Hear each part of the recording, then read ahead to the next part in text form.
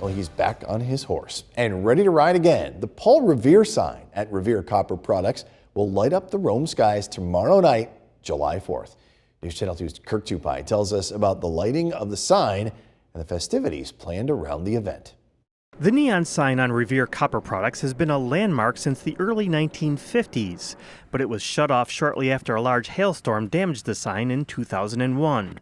Revere Copper Products president and CEO Michael Shaughnessy says it's been over 20 years since the sign was last lit, and the local community is excited to see Paul Revere ride again. When I came to Revere 16 years ago, what I often heard is, "Why don't you guys light the sign?" And I would say, "Well, it's expensive." You know, well, what do you mean? Like, man, if it was me, I'd raise the $50,000 that it took to do that. And at that time, I knew enough to know that it was probably at least a $400,000 or $500,000 project. The original sign had to be taken down and split up into 10 pieces.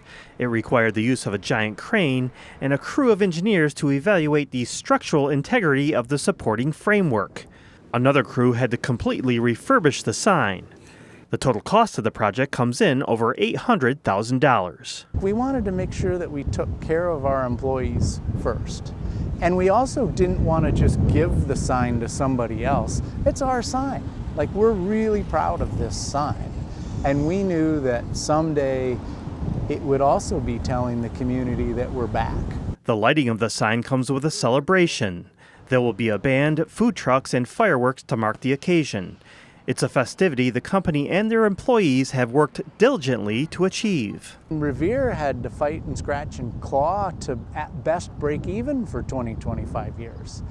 And so when you got a choice of, like, give your employees a raise or put up a sign, that's pretty easy, right? Tonight at 6, we'll tell you a little bit more about this sign and the stories that surround it.